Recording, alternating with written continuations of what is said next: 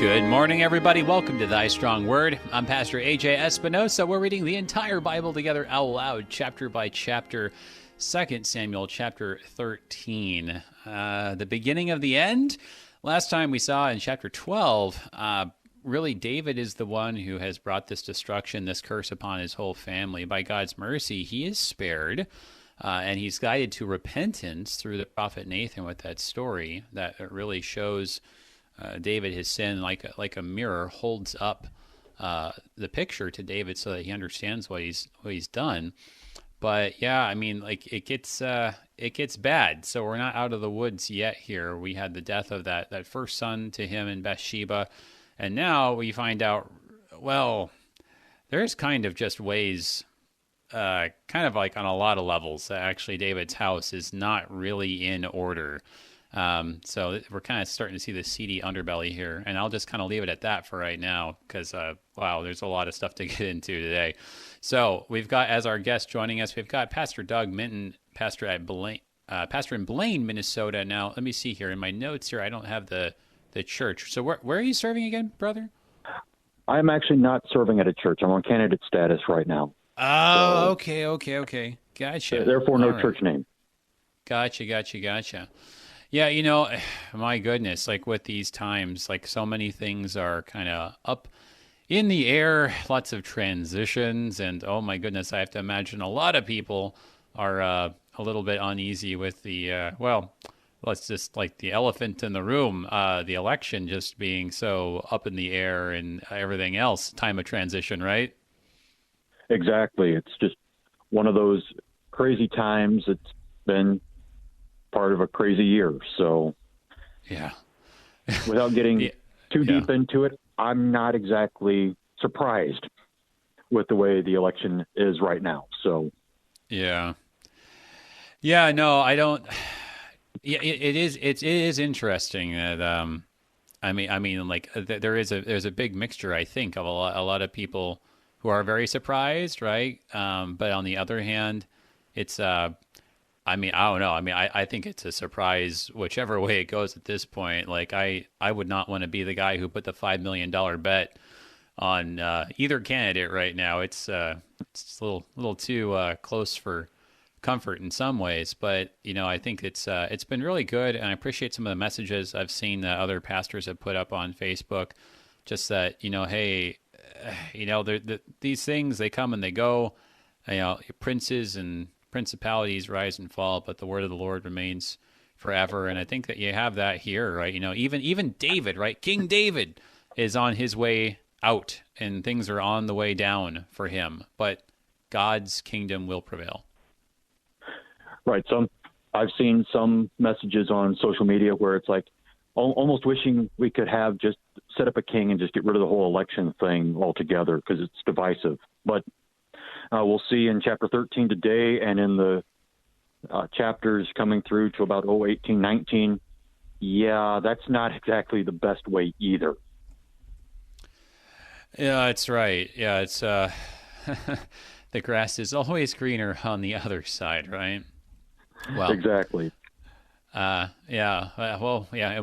we'll see that in a few different ways. But let's turn to the chapter. As to you, so brother, would you just with so many things on our minds, just try to help us focus here and ask for God's blessing and peace as we turn to Him in prayer and look at this chapter. Absolutely. Lord God, Heavenly Father, we thank you for the freedoms we have in this country to be able to elect our leaders, and we ask as the ballots are still being counted and tallied and verified that you guide all those in charge to put the man that you have designed and set in motion to be the president starting next year into that place. We ask you to also be with us as we come to this most difficult chapter in the Bible, that with all the things going on in it, that you remind us once again, as many people have said throughout these turbulent times, that you are still in control of these things, and it is your will that ultimately is being done. We ask you to guide our thoughts and our minds as we go through this chapter to see that also as it was in ancient Israel. Amen. Amen. Thank you, brother. I think, this the story in the second half of 2 Samuel really illustrates what you were just saying. I mean, like, we're going to see, Absalom is going to seize power for a period of time. We're going to have a whole lot of things that are pretty ugly going on with David and with his son Solomon. But by no means is there ever kind of this like era of, hey, look, we have our leader who has no faults and he's just great. No, that never seems to happen, right? Right. Could you perhaps, before we read the chapter, is there anything you might offer just by way of kind of like set up and maybe remind us of some of these characters here? Like, I think Amnon, like we've heard next to nothing about him. Absalom's a name that will sound more familiar, maybe just because we already talked about it in connection with Psalm 143. But I don't know. Anything you can do to kind of help like set the stage for some of these characters here? Okay, so I have to give credit to Dr. Rick Stuckwish, who came up with he published a Lenten series, Hosanna to the Son of David, like in 2005, 2006, that basically starts with 1 Samuel 12 and runs through Solomon becoming king, and then ultimately Palm Sunday and Holy Week being the Son of David really being Jesus that we're focusing on, but trying to get some of these ideas together, because some of these we don't hear much about. So really there's 5 major characters in the story in chapter 13. You have Amnon, who is David's firstborn son and legitimately the heir to the throne. You have his younger brother Kileab, or Nathan, who is really mentioned nowhere outside of the list of David's sons. Yeah. So most people believe he died very early, as I believe you probably covered back in chapter 3 with the last list. Then you have Absalom, who is third, who, as we'll see, begins to see Amnon as in his way to be the heir to the throne. Then you have Tamar, and then you have Jonadab, who kind of rides both sides of the fence, as we'll see throughout this chapter, who is actually the cousin of Amnon, Absalom, and Tamar, being the son of one of David's brothers. So that's kind of where we're going here with the cast of characters we have. Yeah. But really, this is the beginning of what Nathan said, as you read yesterday in verse 11 of chapter 12, that I am bringing evil upon you out of your own house. Yep. We don't go very far after chapter 12 to then, there it is.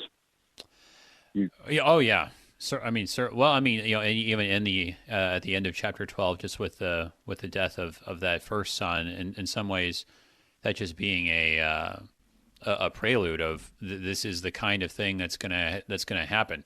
And I appreciate you mentioning too, actually, about David's son Nathan here, because we didn't actually have a chance to get too much into that. There were just so many things going on. Now, what was that? That was like back in chapter, was it like 4 or 5? 3 or 4, 5, something. Yeah, early on in 2 Samuel. Yeah. No, we've it's very interesting how there's all of a sudden in 2 Samuel, like as you were saying, this cast of characters, a lot of these guys who we just, for instance, I think maybe the biggest one in some ways would be Abner, right? Like who you don't really hear that much about him, like in 1 Samuel, and then all of a sudden 2 Samuel, like, whoa, okay, we're getting like all kinds of stuff developed here. So, unfortunately, we're only getting the bad stories, but that is the problem. Yeah. But thank you. That helps us set the stage nicely, and for pointing out that resource for us too. Let's go ahead and we'll just read the chapter straight through and just kind of get the cast of characters all out on the stage and get everything on the table here, and we'll kind of circle back around and look at some of the details in the first verses then. But for now, reading the chapter through, this is chapter 13 of 2 Samuel in the English Standard Version. Now Absalom, David's son, had a beautiful sister, whose name was Tamar. And after a time, Amnon, David's son, loved her. And Amnon was so tormented that he made himself ill because of his sister Tamar, for she was a virgin, and it seemed impossible to Amnon to do anything to her. But Amnon had a friend, whose name was Jonadab, the son of Shimeah, David's brother.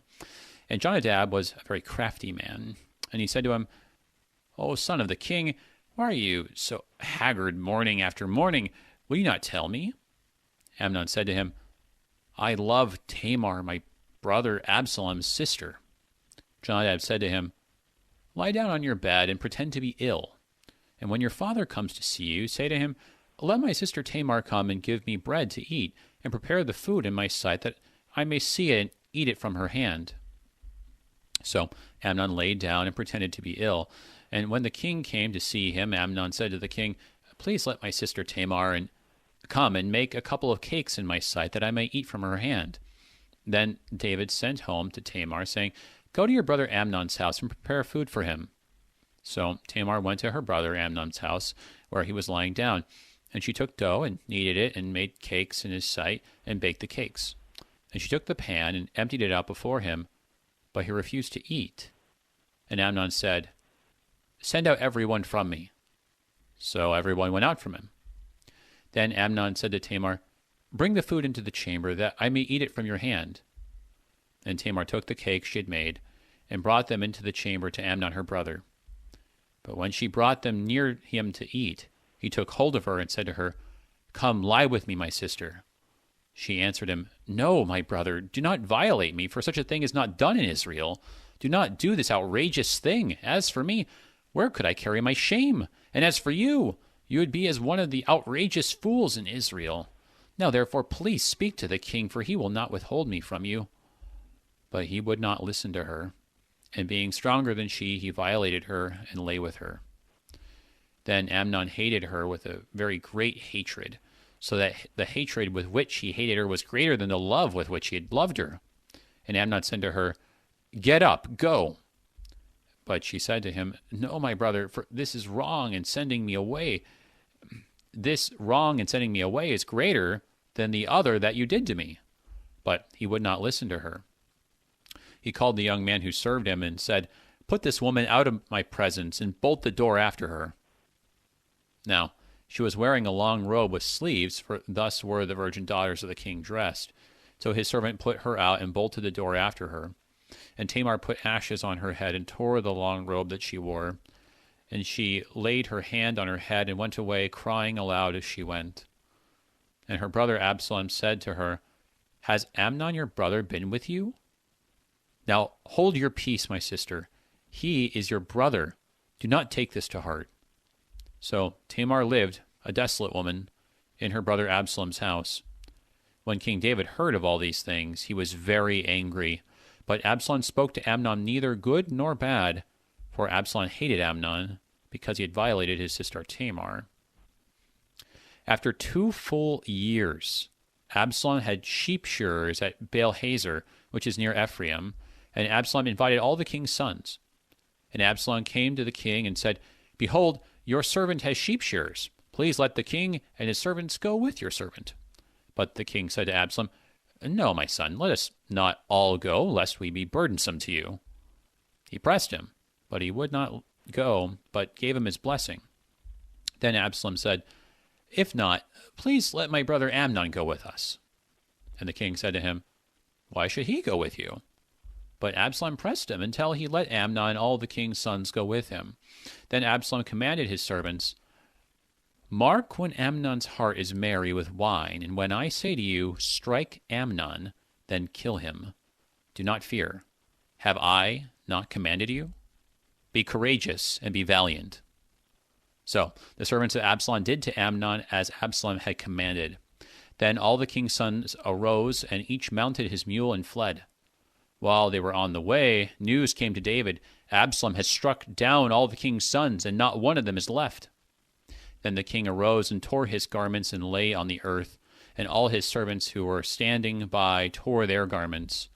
But Jonadab, the son of Shimeah, David's brother, said, Let not the let not my lord suppose that they have killed all the young men, the king's sons, for Amnon alone is dead. For by the command of Absalom this has been determined from the day he violated his sister Tamar. Now therefore let not my lord the king so take it to heart as to suppose that all the king's sons are dead, for Amnon alone is dead. But Absalom fled, and the young man who kept watch lifted up his eyes and looked, and behold, many people were coming from the road behind him by the side of the mountain. And Jonadab said to the king, Behold, the king's sons have come. As your servant said, so it has come about. And as soon as he had finished speaking, behold, the king's sons came, and lifted up their voice and wept. And the king also and all his servants wept very bitterly. But Absalom fled and went to Talmai, the son of Ammihud, the king of Geshur. And David mourned for his son day after day. So Absalom fled and went to Geshur, and was there 3 years. And the spirit of the king longed to go out to Absalom, because he was comforted about Amnon, since he was dead.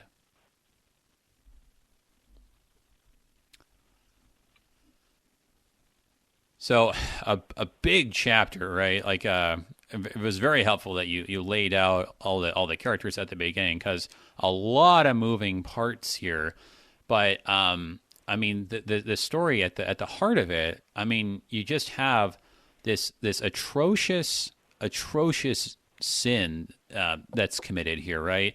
And it's just it feels like it's the thing that tears everything apart, right? So it would be easy for us to say, really, well, this was all Amnon's fault, right? Or maybe it was all Absalom's fault, or something like that. But it reads differently in the context of the preceding chapter, right? In chapter 12, where we really see, all this stuff, all this turmoil. I mean, the fact that, this is how it's going on, that between, David's own children, you just have this, like, incestuous desire burning within them. I mean, like, this is really in a different light, showing us how David has, for some time now, probably mismanaged his household and allowed this then to become the result. I don't know. What do you think? Well, it's definitely. That's basically that was going to be my conclusion there. But well, okay. I'm sorry. I should quiet down and not steal your thunder anymore. But yeah, your thoughts though. But it is a very complex story, and when you see some of these things, when I've gone through 2 Samuel and Bible studies, usually the first question asked is, "Wait, this is in the Bible?" Yeah, I know. Something like this in the Bible? Yeah. Like, yeah. Yeah. And it also shows just how sin can twist you around.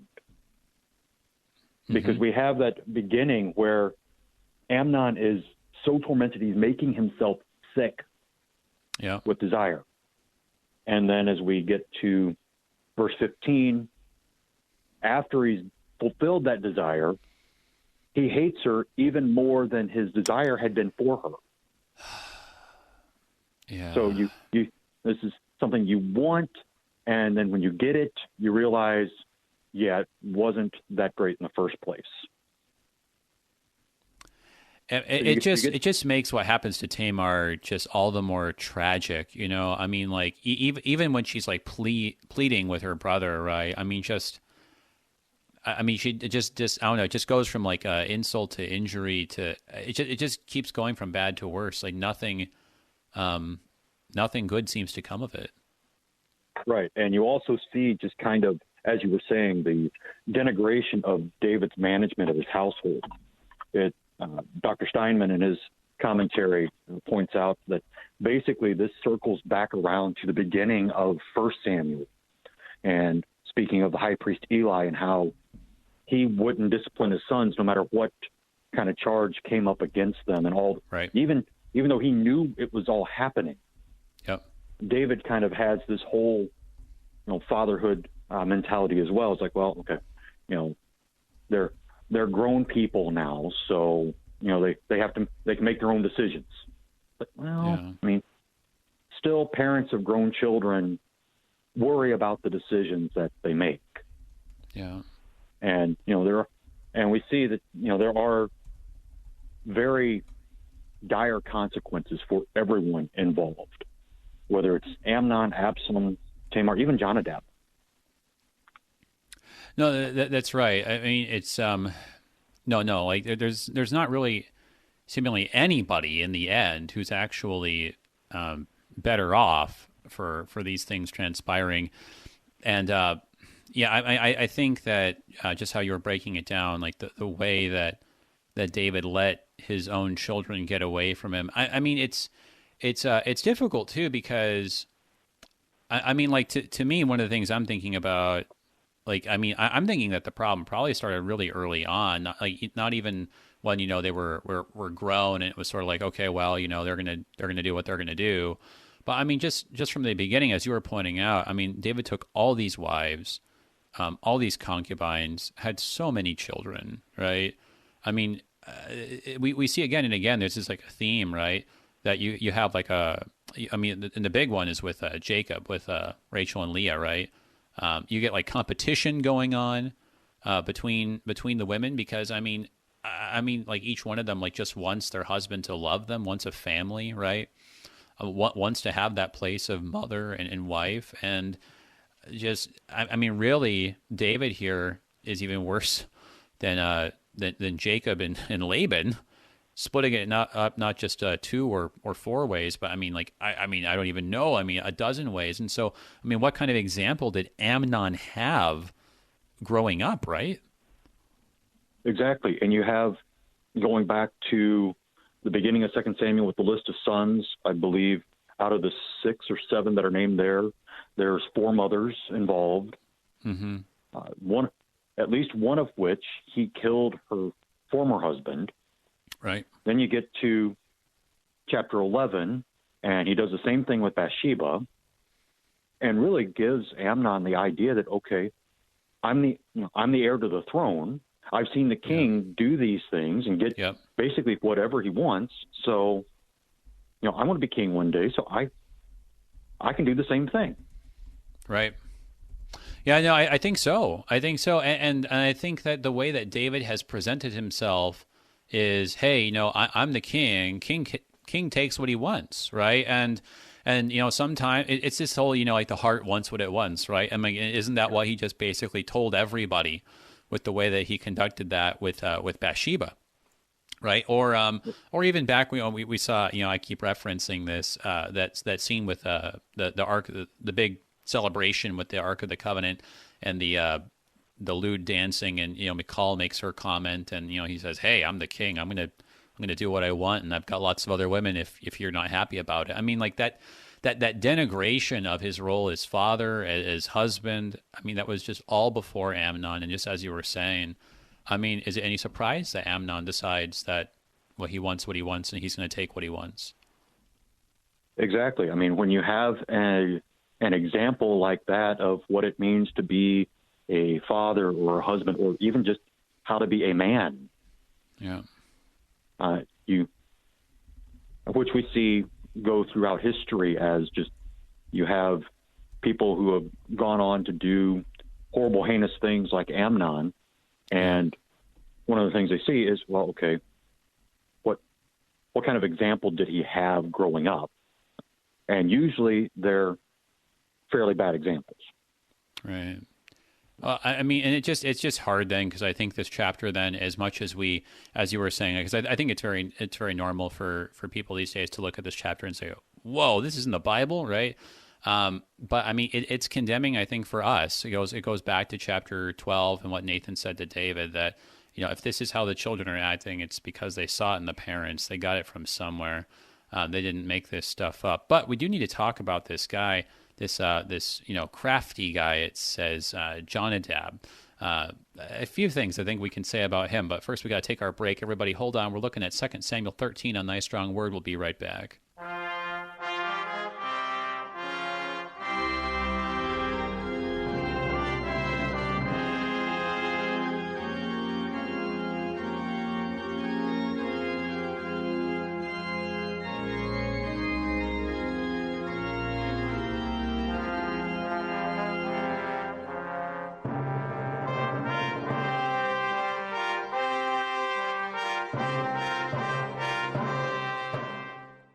In many ways, St. Matthew Lutheran Church in Bel Air, Maryland is just like any other Lutheran Church Missouri Synod church. They have worship services each Sunday and reach out to their community, but one thing they don't do is pay their electric bill. Hello, this is Rahema Kavuga, Synod Relations Manager of Lutheran Church Extension Fund. And if you want to hear what St. Matthew actually did to eliminate their electric bill, just visit interesttime.org. That's interesttime.org.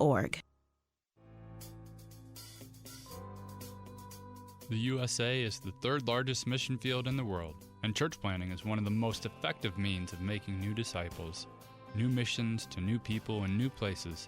Get ready to plow the fields. Check out the Mission Field USA podcast produced by the LCMS Office of National Mission. You can find it at kfuo.org or anywhere you get your podcasts.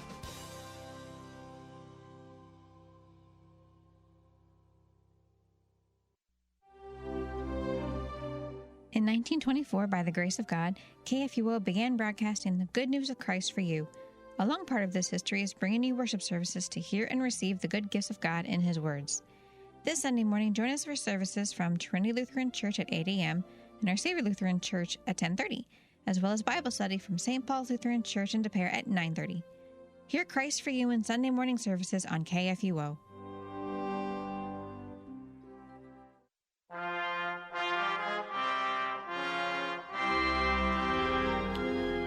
Welcome back, everybody, to Thy Strong Word.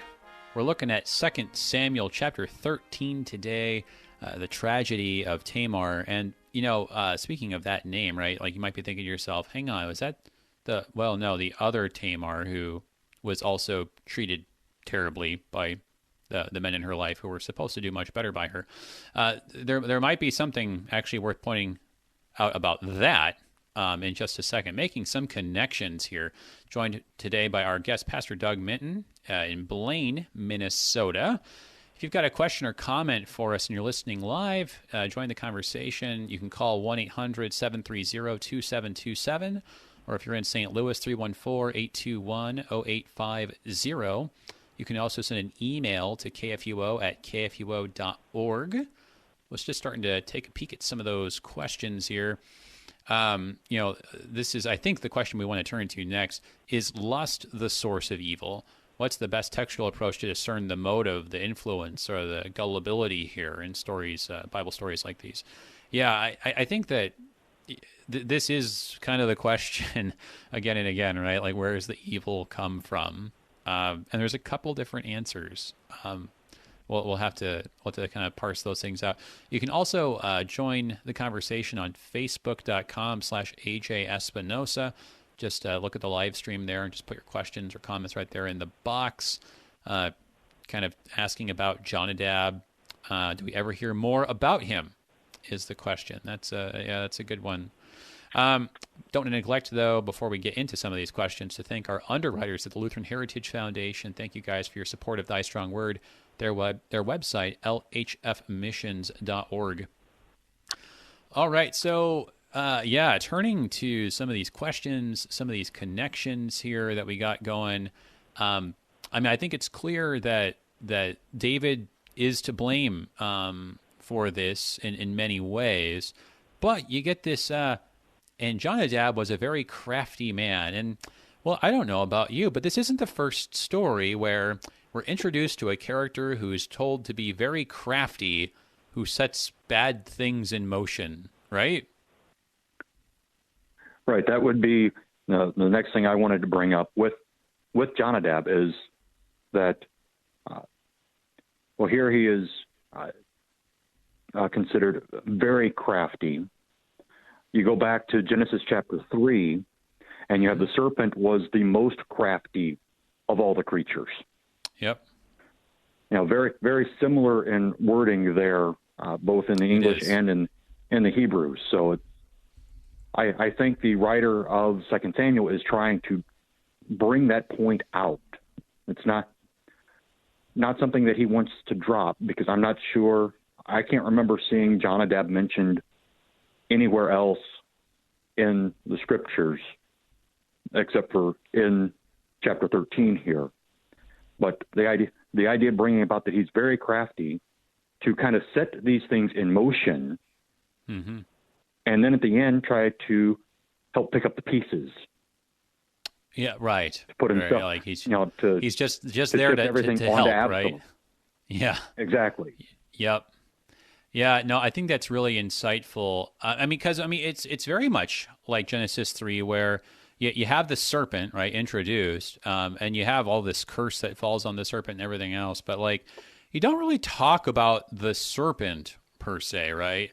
Really, in some ways, like not really for the rest of Scripture until we get to Revelation. Then all of a sudden, there's all this like serpent stuff that comes back, right? But like similarly here, right, Jonadab, he's introduced, and what I think that points to, I like the way that you put it. I think you said use the phrase like he's there to stir things up, right? And I think that's exactly like what we're supposed to be getting. That the source of the evil is not Jonadab.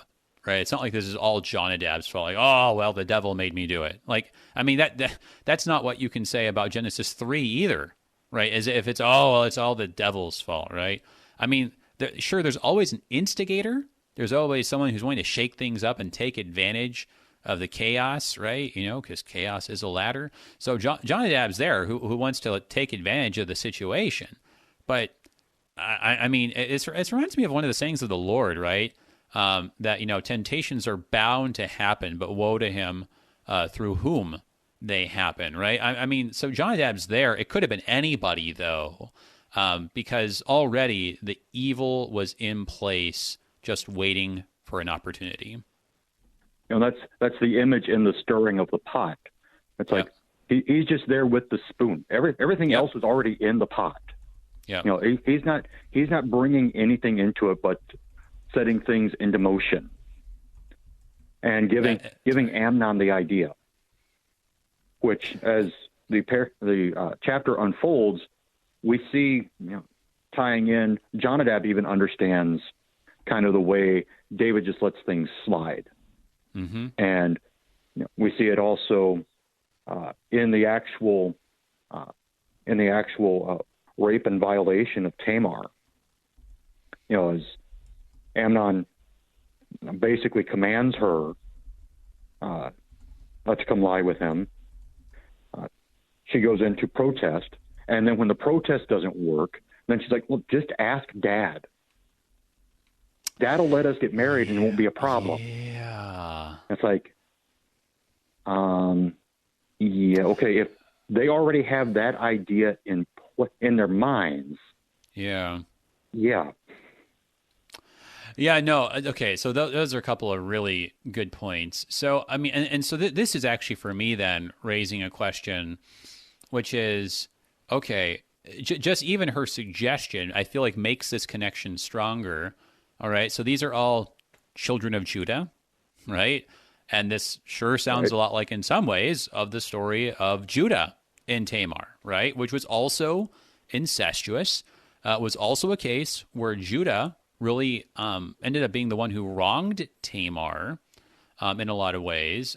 It wasn't rape, but it did come to Tamar in order to even just really have like any kind of security. Ended up making herself out to be a prostitute. So in a lot of ways, you still have this man who brings Tamar, also named Tamar, right, into this terrible situation. Do you think that there's like some deliberate links here in the way the story is being told? I definitely believe there are deliberate links, just from the name and kind of the similar situations being brought about.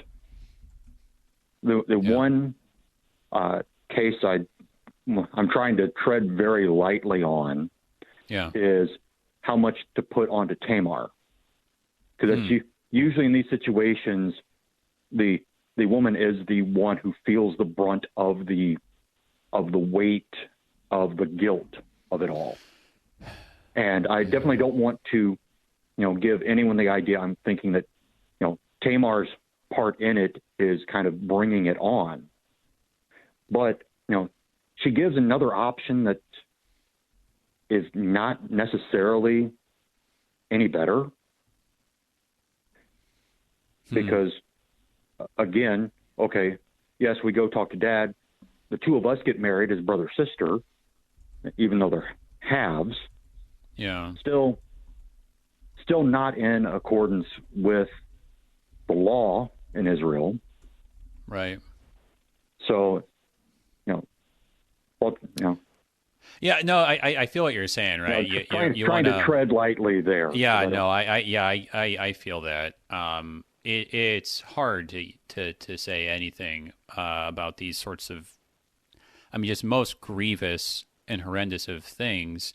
I think that maybe if we can use the story of Judah and Tamar as a helpful foil, and because it's interesting, right? Because in some ways, both Tamars, right, in these stories, and now I'm like wishing we had really read, what is it, Genesis 38, I think, that we had read that one too. But in both cases, right, so in the case of Tamar, she is betrothed, or is she actually getting married? No, it's starting to slip there. Well, the other Tamar, she's been married to two brothers. Right, that's right. She was actually married, that's right. Quite younger. Mm-hmm.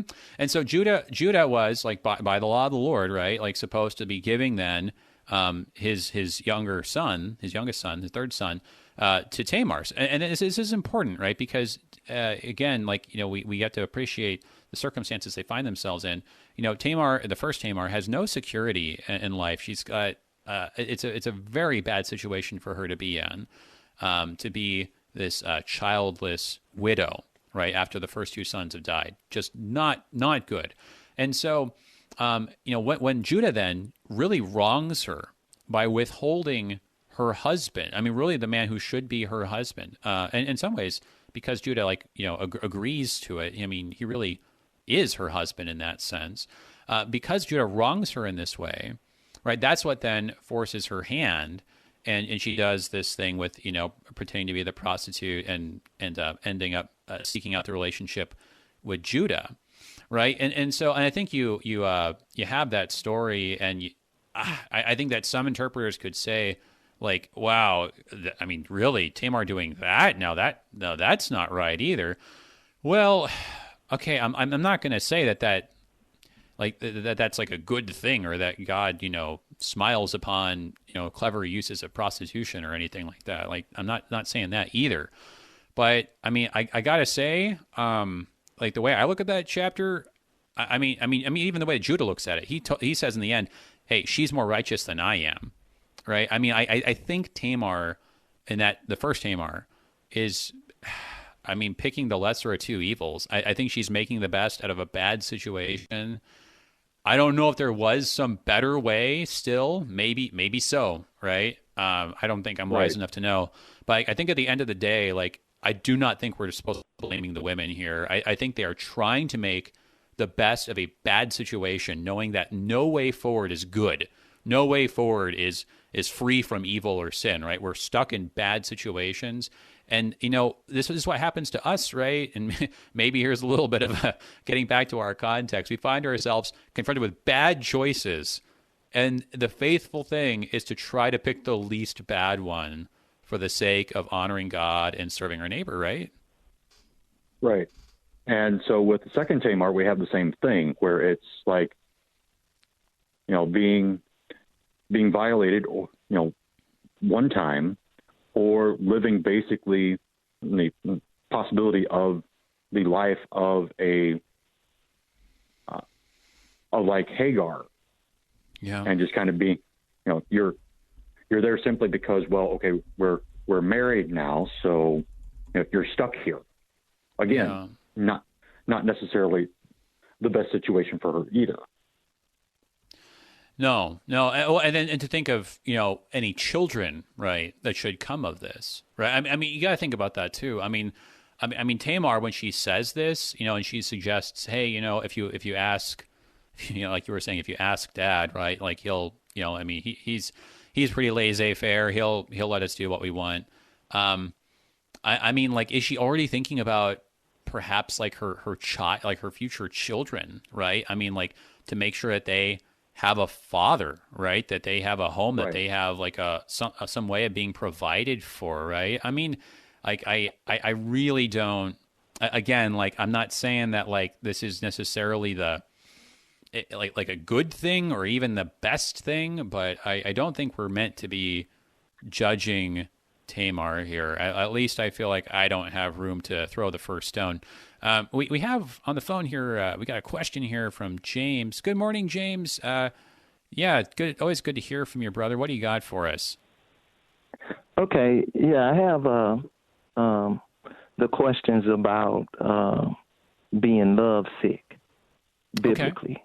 Okay. And so I'd like to ask our guest pastor, what does it mean for Amnon to be lovesick biblically? Is it the same textually here in this passage as it is in the Song of Solomon, chapter 5, verse 8? And then for you, the moderator, I'd like to know, is there anything that indicates textually here that David favors Amnon over Tamar?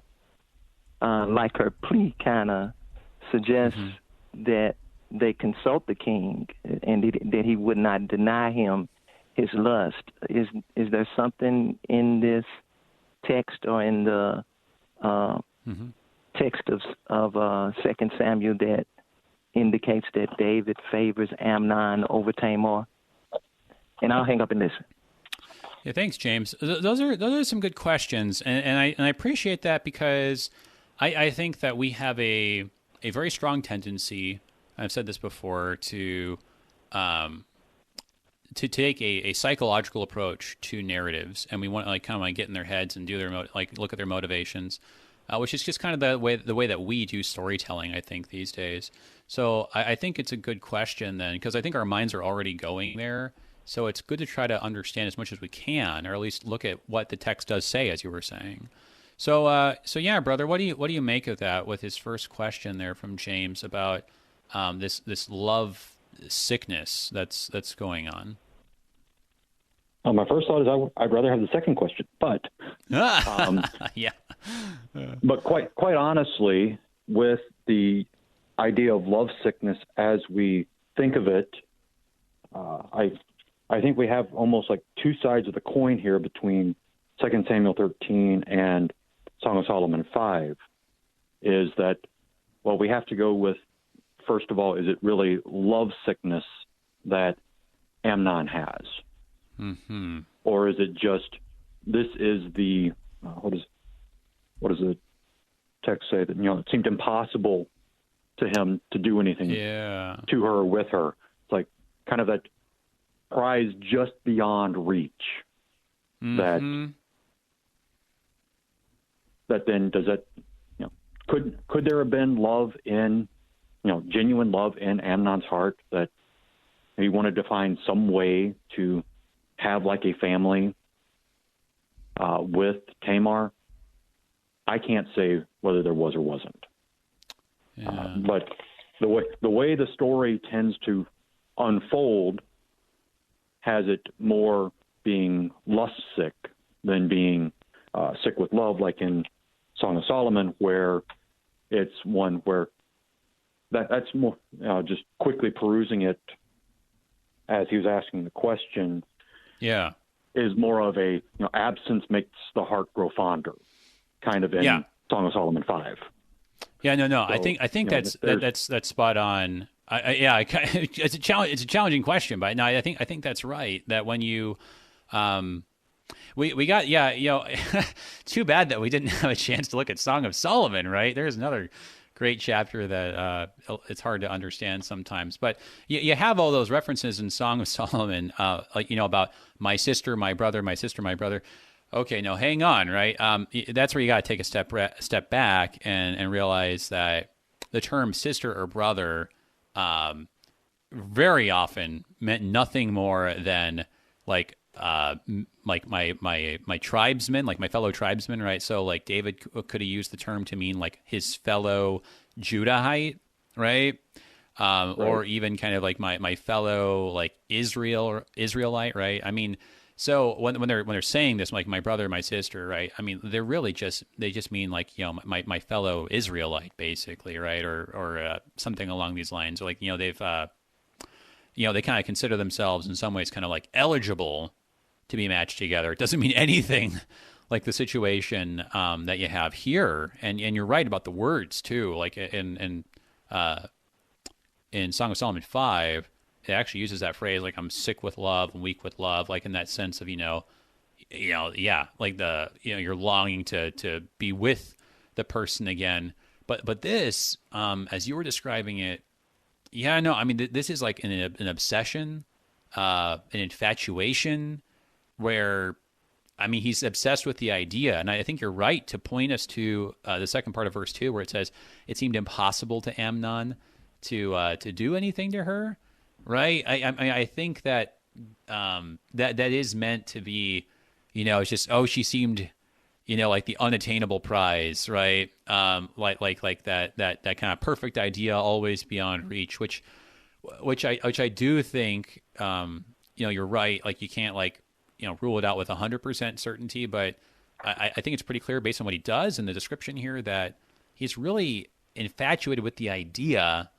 But that's not real love at all, right? Right. And I think that leads to the second half of the question there that James had. So, he's got this, idea, and I think that really it's borne out, right? Because once, like you said, it's just terrible. Because then once he actually goes and does this terrible thing, then he just wants to throw away Tamar, just I don't know, just take it out of the wrapper, throw it away. Just using her. It's terrible. And then so then the second half of the question then, is there some kind of favor that Amnon has? Well, okay, so looking at the word there, let's see what she actually says there. So in verse 12, she starts off with saying, "Hey, don't do this," right? It's a terrible thing, but hey, speak to the king. He will not withhold me from you. That language there, it's interesting. The word for withholding. This kind of reminds me, honestly, of Herod and Herodias, and asking for the head of John the Baptist, right? Where there's something of a, I don't know what, it's almost because of the pride of the king, where he says, well, I'm the king, I can do what I want, right? Going back to what we've seen in David already, I can take what I want, and I can give what I want. And David's shown that, right? He gave all that loot and spoil to all those people in Judah, right? So I think that maybe rather than read into this that David has a special kind of favor towards Amnon, it may just be that this is kind of a further reflection of David's pride, and that pride from power. I don't know. What do you make of that phrase there? You can go ahead and take a stab at the second question too. Okay, I had thought I had seen something along that line, but I think it's only in the end of the chapter where verse 37, and David mourned for his son day after day. Very similar to the image from chapter 12, where he spends the first week of the child's life face down on the floor, begging God to release the child from the consequences of his sin. Right. And it has kind of the same idea there when the news first comes that all the king's sons are dead. But when it turns out to be just Amnon, there's still that day after day mourning. And I think the best we could read into that is that just Amnon was David's firstborn. Yeah. And I think that's probably the only pride of place we can really put in there, is that this is his first child, and he wants the best for that child. Yeah, no, that's a really good point. And also, just you saying that reminds me of the situation with Jacob and his sons, right? And what happens when he finds out that Joseph, or when he thinks he finds out that Joseph is dead, right? And how he just mourns and mourns, and he's inconsolable, and he says, "No, don't let me eat anything. I'm going down to Sheol to meet my son. Just let me go to be with him," right? And he's like speaking to his other living sons, right? Right. But Joseph had this particular position, right? It says, he's like the son of his old age or something like that. Like I don't know exactly how old he would have been. I tend to think that maybe he wasn't so I don't know, like weak or senile or anything like that. But that it just kind of like I don't know. He had this soft spot in his heart, and he certainly wasn't his firstborn son, but he was the firstborn of Rachel, right? Right. So I think there is something about that, right? That like for different reasons, right? Like we have these different sentiments and different kind of connections, and yeah, I mean, like I think you can tell, like you were saying, yeah, I think that there is something probably like a king like David who. He loved Jonathan, Jonathan being the elder son of Saul. Like he's thinking, I've got this kingdom, I'm going to hand it off to my firstborn. I mean, like how much has David been dreaming about handing off the kingdom, right, to his firstborn, like Saul was unable to do, right? So I mean, I don't know. It could be that David is more mourning the idea than the actual person, even. Right. And I kind of want to skip ahead to the end of the chapter because we only have a couple of minutes left. So go ahead. Absalom has Amnon killed, get the word back, and then verse 34, Absalom fled. 37 says he goes to Geshur. Yeah. Which we're like, okay, first question is why Geshur? But if you go back to the list of sons, Absalom and Tamar's mother was the princess of Geshur. That's right. It was a political marriage. Yep. So Dad's mad at him, so he goes and runs to Granddad. To try to find some shelter because grandparents tend to be a little less softer, strict than parents. Yes. Yeah, no strangers to that, right? Yeah. But then I want to make the quick point from verse 39. The spirit of the king longed to go out to Absalom because he was comforted about Amnon since he was dead. David didn't have to worry about Amnon because, Amnon was dead. It's the son that's missing, the son that is off for 3 years. And we'll see that through the next few chapters is David's heart continues to go out after Absalom, and which gets him in trouble with most of his elite soldiers and generals, is that he's too fond of Absalom because now Absalom is the heir to the throne. That's right. No, that's a really good point, and you just see it again and again how David's desires are just out of whack, and they get him into all kinds of trouble. And it's when the new David shows up, it's just remarkable how Jesus at every turn he resists all the temptations of desire. He does not get led astray. He's undeterred in that love, not just for these ideas or these things that he wants or craves, but he loves his Father. He loves us. Thank you so much, brother, for unpacking a difficult chapter, and looking forward to having you on again soon. Everybody, Pastor Doug Minton, pastor in Blaine, Minnesota. Until next time, I'm Pastor A.J. Espinosa. Peace. Ministry of the LCMS. Your support is vital for this program to continue. You can make a gift safe, secure, and easily online at kfuo.org. Thank you for listening and supporting Thy Strong Word.